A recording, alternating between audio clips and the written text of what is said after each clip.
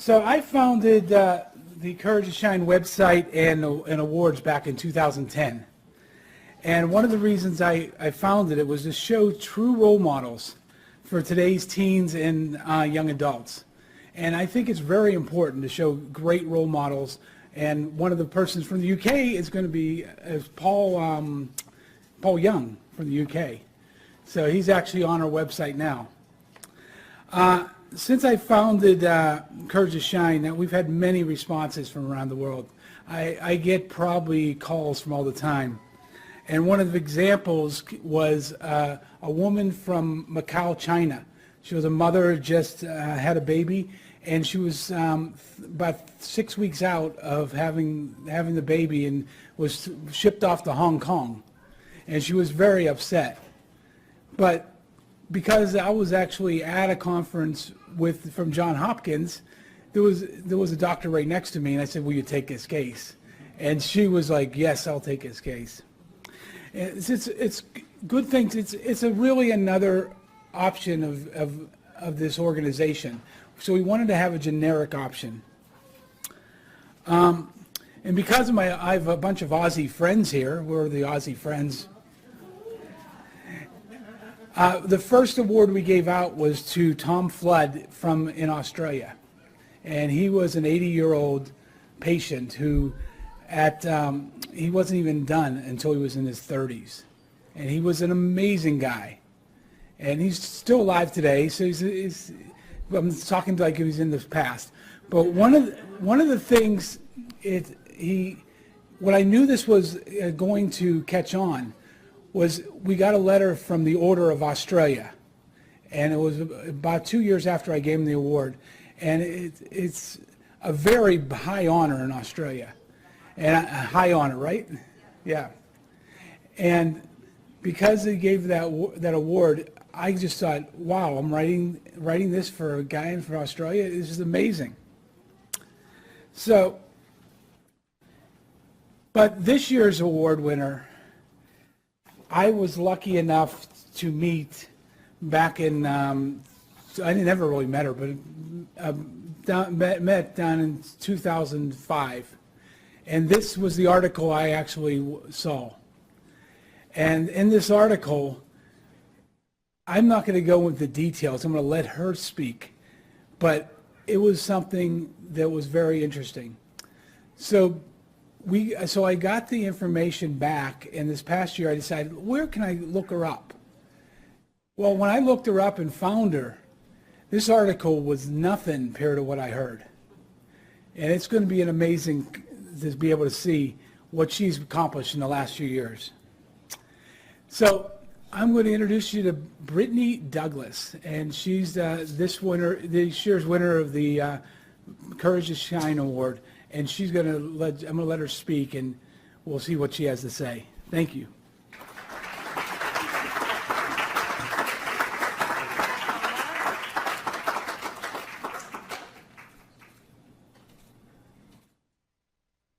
Hey, thank you. Hey, everyone give it up for Tom, you guys. Thank you so much, Tom. No problem. Tom's the reason why I'm here. He's the one that looped me in. Well, thank you. Thank you, Tom, for inviting me to this event and for honoring me with this award. It's truly incredible. It's incredible to be here today, to see all of you guys come together and to build this bladder extrophy network. It's so important. And I'm going to continue to express that all throughout my speech today. It's really a pleasure to be able to come before you today and share my story with you. Because actually, this is going to be the first time that I'm sharing, like, this part of my story. I've never really told my bladder extrophy story to anybody publicly, so this is going to be the first. So, again, my name is Briten Douglas. I was born and raised not too far from here, just a couple hours south, down in San Diego. I actually have two professions. My full-time job, I work as a training coordinator for the electronic health records team for Sharp Stealing Medical Centers. And then on the weekends, I'm a professional performer and DJ for SeaWorld San Diego. Yep, that's me, DJ Cotton Candy. as well as DJ Briten kitten at the San Diego Zoo. I graduated from the University of California, Santa Barbara with a bachelor's in sociology, and I'm engaged to my best friend, Chris, who I've actually been dating for 17 years. Chris, you want to give everybody a wave? And we actually just bought our first home together this past November, so that's really exciting. And he's actually sitting over by my wonderful parents, John and Corinna Douglas. Thank you so much. They came all the way up here from San Diego to see me speak today. But actually, you know, some of the most important things that you guys need to remember about me today is that I absolutely love glitter, cats, and Taylor Swift. I know, I'm a loudspeaker, sorry about that. All right, so I'm here to share with all of you guys my story. So it's at this time that I warn you guys to buckle up your seatbelts because my life story has been one heck of a roller coaster ride. So I was born on October 27th in 1986, and there wasn't anything special to be expected about my birth other than I was going to be the second daughter to my parents. My initial due date was around Thanksgiving, November 23rd, and I did arrive a little over 3 weeks early, but that wasn't anything too surprising for my parents considering that my sister had arrived like 7.5 weeks premature. My mom had taken all the appropriate prenatal care for both pregnancies and never had to have an ultrasound for any reason. I was born at 3:30 in the morning, and I was announced that I was a baby girl. However, the doctor and nurses noticed that there was something wrong with me. There was tissue that was outside of my abdomen, and my legs dangled loosely on either side. Both my mother and father were in complete shock to hear what was coming next. The doctor that delivered me, along with the nurses, were very concerned with the appearance of my abnormal birth defect. They weren't sure what was wrong with me, and so they called a pediatric doctor to come quickly to attend to me. I was rushed away and placed in a sterile isolate. And I brought with you a picture. That's my dad and my older sister looking down at me in the isolate. The medical staff covered up that tissue on my stomach with a wet piece of gauze to keep it moist. The pediatric doctor was not able to tell my parents what was wrong with me because he didn't know either. He ordered a neonatal transport ambulance to deliver me to San Diego Children's Hospital immediately. Because I was delivered so quickly, my mom was actually still in her street clothes, so her and my dad hopped in the car and followed the ambulance to San Diego Children's Hospital, where they were hoping to find out what was wrong with me and hopefully find out that I was going to be okay. Upon arrival at Children's, I was placed in the neonatal ICU. The news that was coming next for my parents is news that parents would never ever want to hear, but also news that I know many of you out here can relate to. A team of doctors, which included urologists and orthopedic surgeons, told my parents that I had something very rare called bladder exstrophy and that I had to have emergency surgery right away. They explained to my parents that between the 4th and 6th week of my development, my abdomen had closed with my bladder tissue outside of the body. My legs were spread open like a frog because I didn't have a pelvis, a pubic bone, or stomach muscles, and my spine was malformed and I had spina bifida. The doctors were not sure of the complexity of my birth defect and told my parents that I may not survive the surgery and that if I did, I most likely would not ever be able to walk and that I would definitely be living a compromised life. Now, this is just the beginning of my life and the story that I'm going to share with you guys today. At 4 hours old, the surgery took 10.5 hours. When it was done, my tiny little body was in a traction apparatus in an enclosed isolate with surgical tape rolls that were actually used as weights to manage the height of the pulleys. So here's a picture of what that looked like. And there's my mother there kissing my hand. The doctors performed an iliac osteotomy, taking muscle tissue from my left leg and cutting my butt bones in half to form a pelvis. They made me a bladder using the neobladder tissue and implanted my ureters into my kidney and my bladder. Now, back in 1986, there was little information regarding bladder exstrophy. There was no Google, no search engine, nothing that could give my parents an idea of what this would all mean for them or for me. My parents had found a very small paragraph in a medical book, and it didn't explain much of anything to them. After 3 weeks in the neonatal ICU, I was placed in a spica cast. Here are two pictures of what that looked like. And then this is my sister, being such an amazing sister, already taking on her big sister role, taking really good care of me. As you can see, my legs were molded into a certain position and the body cast covered me from my ankles all the way up to my chest and my back. A tube was placed in my bladder that exited my stomach in the approximation of where a belly button would be, and a bladder bag hung on the side to capture my urine.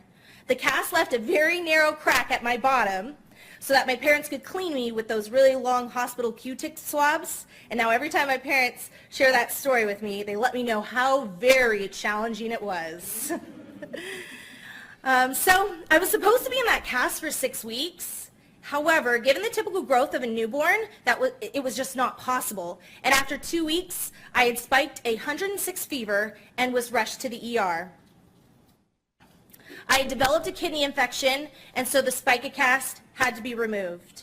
I was hospitalized for pyelonephritis. For each month after that, I was hospitalized for more kidney infections. And finally, at 6 months, the doctors decided to reimplant my ureters. The constant pyelonephritis each month was endangering the health of my kidneys. Then, at 9 months old, I completely stopped breathing, became limp, and passed out in my mother's lap. I had suffered a febrile seizure because my temperature had rapidly spiked due to another kidney infection. My parents had to quickly call the paramedics, and they raced me off yet again to San Diego Children's Hospital. At 1 year old, I was placed in a gait study to evaluate the orthopedic development of my ability to walk. And the surgical reconstruction that was done on me had appeared to be successful because I was walking. However, my life still required frequent hospitalizations, tests, and endless doctor appointments.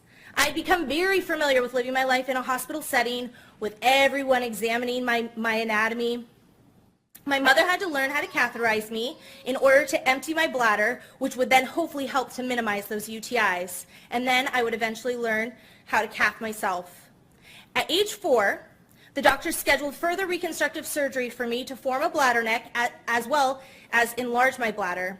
Now, by now, I was very used to going to the hospital and considered it my second home. So getting prepared for another major surgery really didn't scare me. I had my pre-op blood drawn on a Friday, and my surgery was scheduled for 7 a.m. the following Monday morning.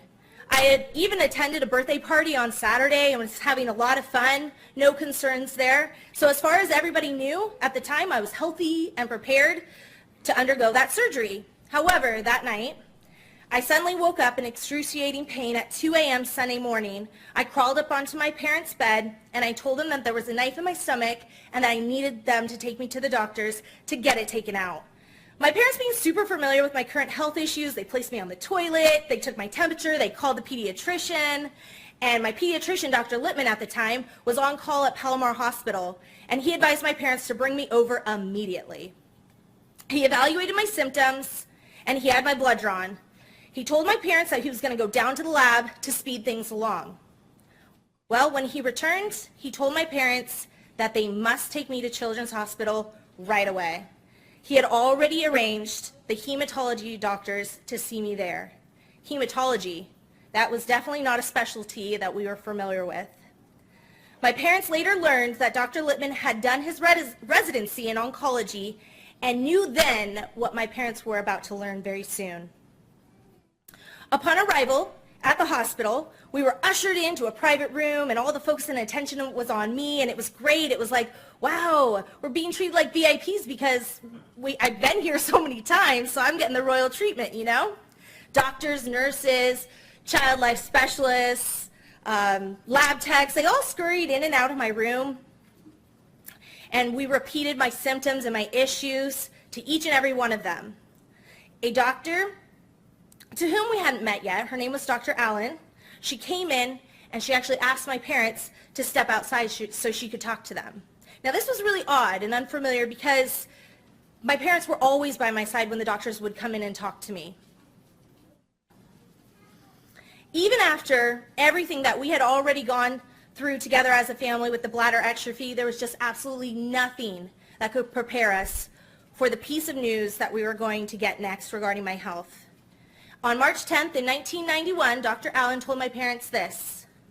She's very sorry to have to tell them this, but 69% of my blood was blast cells and that I had acute lymphocytic leukemia. My parents were shocked. They were left breathless and speechless. They thought, this had to be a big mistake. No, she's got bladder extrophy. We're dealing with bladder extrophy issues. There's just like no way that she could have cancer too. So now I was being scheduled for a bone marrow aspiration for Monday morning instead of my bladder surgery, and this was to determine all the specifics of my new disease, leukemia. Now there would be a new meeting that included oncologists and my parents to discuss what could be done to treat the leukemia. My bladder extrophy would now no longer be the primary focus of my health care. Instead, I now needed to fight cancer. One of my parents' best friends was the first to donate her blood to me so I could get her platelets.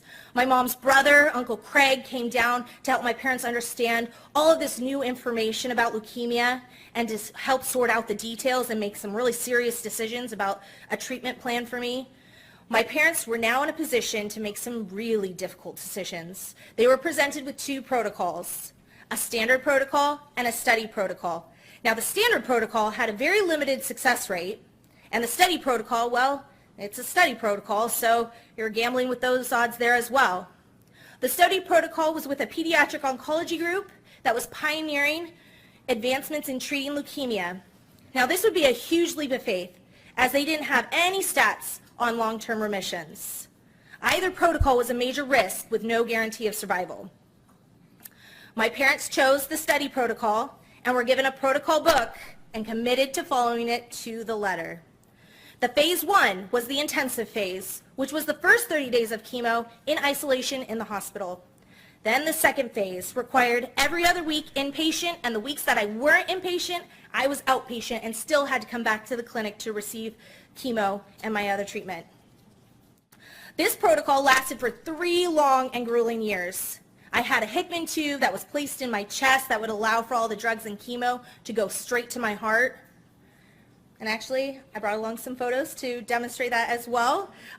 Here is a picture that shows, I have a couple of photos that are going to show what my life was like at this time, because I wasn't really allowed to go outside or play with other children. So they had this red tricycle that allowed for my IV equipment, my chemo equipment, to attach onto it, and then I could just, wheel around the hospital halls. This next one is I was given a baby doll that had cancer too, and she actually had a Hickman as well. So this is me learning how to treat my baby doll that also had cancer with a Hickman. And then this next photo here shows my sister being yet again an amazing, awesome older sister and taking care of the Hickman here for me. I had to have oral chemo around the clock, spinal taps, constant blood draws, blood tests, and leg shots. I did lose my hair, and so this is me actually sporting the wig that my parents got for me, and then again on that red tricycle, that was my favorite. I had to stay out of the sun. I couldn't live life as a normal 4, 5, or 6-year-old could. While having cancer, I couldn't go outside, I couldn't go swimming, I couldn't play like other kids could, and I couldn't be around animals like others could because I didn't have an immune system, and so I could easily get even sicker than I was and then possibly not recover. After those 3 really tough years, I made it into remission though. Remember I told you guys in the very beginning I was a major cat lover? Well, I had always wanted a kitten, and my parents would tell me once I was all better I could actually get a kitten. And the best surprise of my life was on the car ride home after I was being told that I was in remission. They pulled off into an animal shelter, and I got to take home my very first kitten, and I named her Remy, short for remission. Yeah, so I got the cat, and then I got to drive her home. After completing the entire treatment plan by age 7, I needed to wait another year for my body to be clean from all the chemo before we could proceed again with the bladder reconstructive surgery. I still needed that bladder augmentation because my neobladder that the doctors had made for me originally didn't grow with me. So I was still living with a baby-sized bladder, and I still needed a bladder neck for continency and intermittent catheterization. In the meantime, me and my family, we never wasted a minute. I was able to be in dance class and gymnastics with my sister, and I was finally healthy enough to go on my Make-A-Wish trip which I got to go on a cruise from Walt Disney World to the Bahamas. And then at age 9, my surgery was set, guess what, on the exact same date as I was diagnosed with leukemia, March 10th, but this time it's in 1996.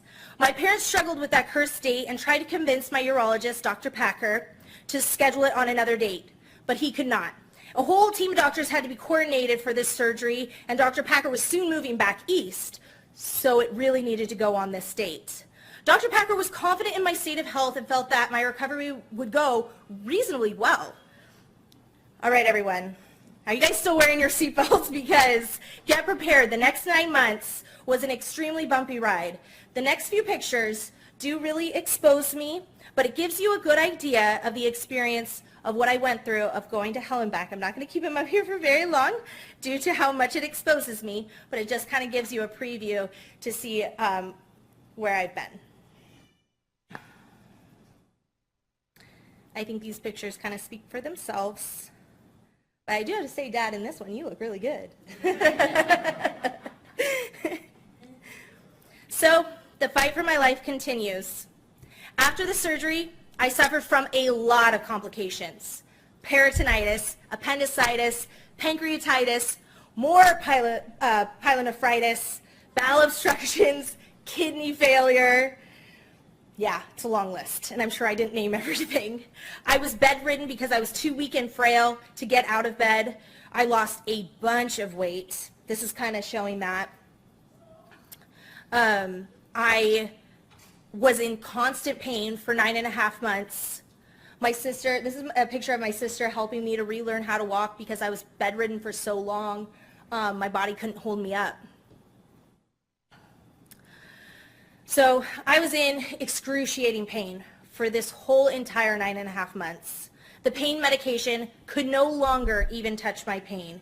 My body did become addicted to those pain meds. I even suffered from something called the conversion reaction, where I couldn't see for a period of time because my body began shutting down. On October 27th of 1996, I celebrated my 10th birthday in the hospital, violently throwing up and in excruciating pain. The chief of surgery then removed a portion of my intestines that were obstructed at the time. Then in November, I was sent home with a nasal gastric feeding tube, an IV, and a PICC line because at this time, there was nothing else that they could do. I was so miserable that I was begging for my mom that if she loved me, that she would get a gun and shoot me. It was devastating to hear my mom and dad, or it was devastating to my mom and dad because there wasn't anything else that they could do to help me. It was a painful realization that I was going home to die. It was frustrating dealing with all the medical devices at home. My NG tube kept getting clogged. Then my mom would have to feed the tiny little wire that comes packed with it. She would shove it down to unplug the boost food that would get stuck in there because I didn't want to have to make another trip to go back to the hospital to have it taken out to be put back in. One day I was just so over it all that I pulled out my NG tube and I pulled out my IV. It was a slow but transformative event because I finally began eating and keeping food down. I started to rehabilitate with physical therapy, exercising in a pool, and by Christmas, we celebrated a joyous recovery from a very lengthy hospital stay. However, the pain in my kidneys never seemed to end. Between middle school and high school, I kept myself busy with dancing, and I got into musical theater, and I even became Miss Preteen of Escondido 2000. Oops. There we go. Now, isn't this such a contrasting photo than just a few years prior to that, what I looked like? By the time I began high school, I was stricken with severe paralyzing kidney pain and was hospitalized for several weeks during my freshman year. There wasn't any treatment that could resolve this pain at this time. Even though I struggled with UTIs and kidney pain, I lived it up in high school as much as I possibly could. I was a 4-sport athlete. I played tennis, water polo. I was on the swim team.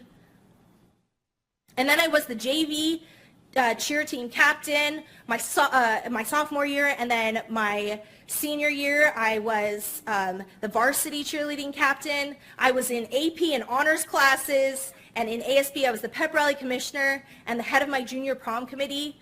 When I graduated from high school, I believe that it was probably one of the most proudest moments for me and my family, because that was the day that we thought that I would never ever see. But I made it. I was able to see my urologist at Children's up until I went to college. And that was the scary part, going away to college, because I chose to go pretty far away.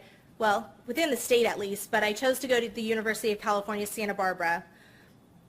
So then I had to establish care at UCSD, but during my sophomore year of college, I had another complete bowel obstruction. Now, since I was up at UCSB, it was 4 hours north from all the medical facilities that knew me and my situation. The small hospital up in Goleta was not equipped with what they needed to perform my surgery with my complicated anatomy. The decision was made to bring me down to UCSD and for the immediate bowel obstruction surgery. My mom raced up to Santa Barbara to pick me up. She knew that there was a chance that I wouldn't make it back to San Diego alive, but at least she would have been in the car with me. The surgery was a success, and the surgeon explained to my parents that it had looked that someone had spilled a whole bottle of Instaglue inside of my intestines. That's how bad the scar tissue was. On my 21st birthday, I had another complete bowel obstruction, which ended in another surgery. What a surprise, right?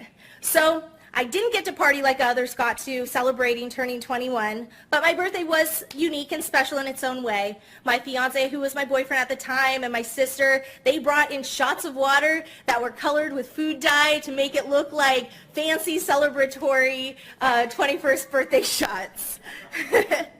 That's just how my family rolls. They never miss a chance to celebrate, no matter where we are and what we're doing. So, shots of water is what we cheered with. During this time, my kidney pain was more than I could take. A friend of ours referred us to a pediatric urologist up at Stanford named Dr. Kennedy. He was specializing in bladder atrophy up at Lucile Packard Children's Hospital. Dr. Kennedy agreed to take me on, and he began his gamut of tests. A stent was placed in my left ureter, and I had a drainage bag that I had to carry around with me during my last 2 semesters of college. There wasn't any good conclusive findings from any of these tests, and I just wanted them to take my kidney out, but they would not do that. Dr. Kennedy agreed to perform an exploratory surgery to see if he could find anything, because I was in so much pain all the time. What he did discover was a duplex ureter that was hidden and coiled up underneath my ovary area and had been the source of my pain all of these years. It was having reflux in that ureter. After that surgery, I began my road to recovery without kidney pain.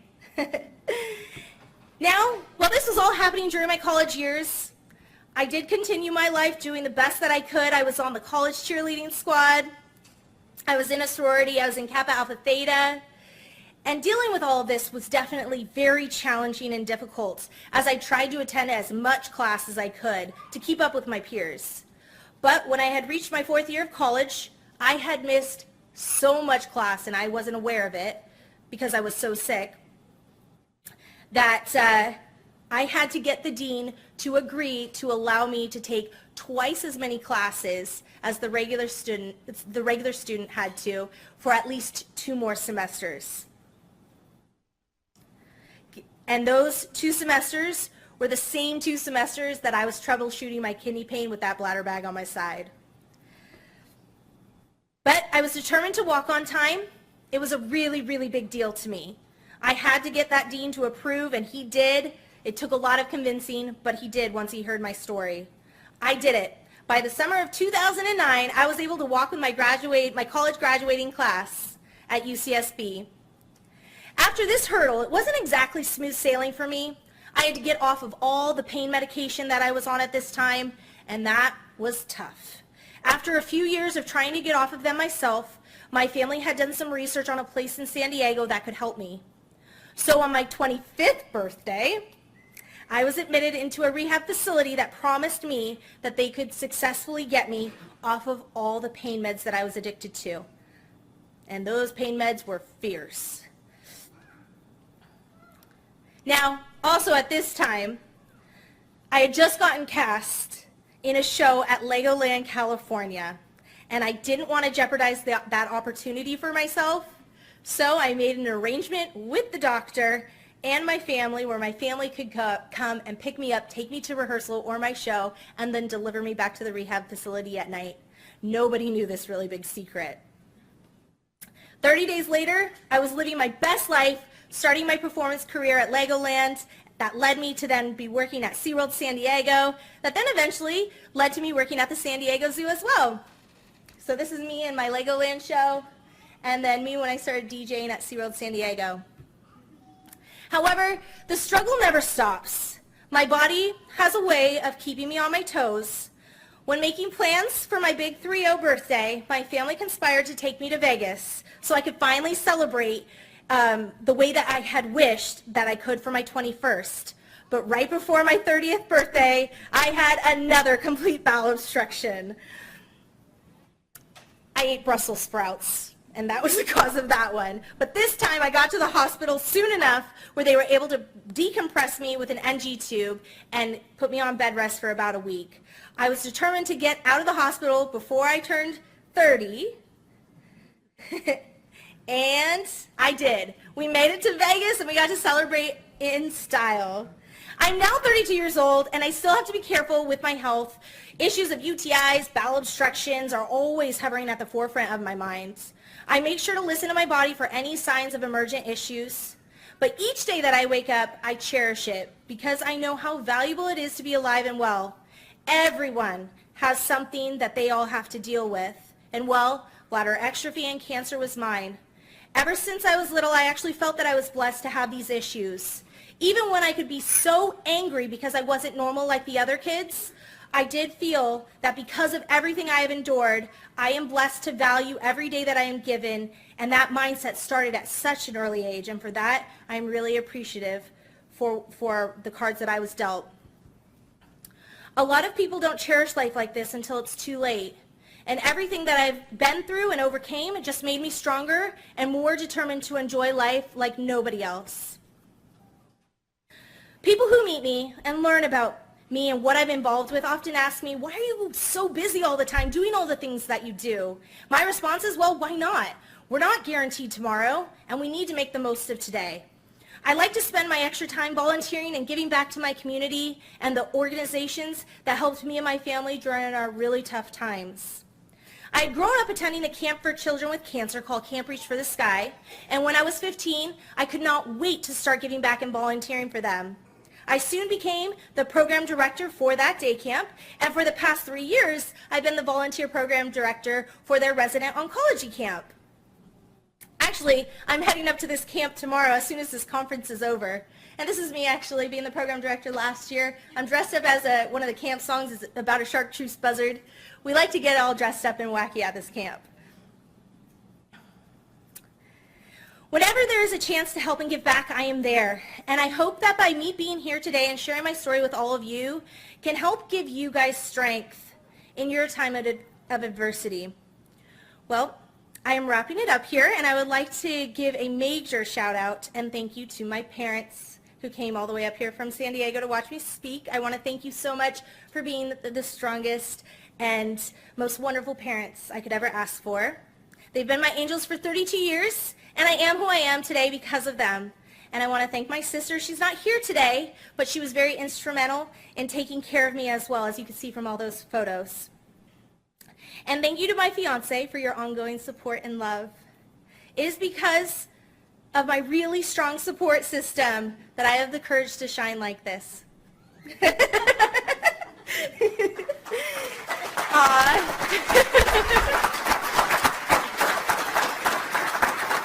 Thank you.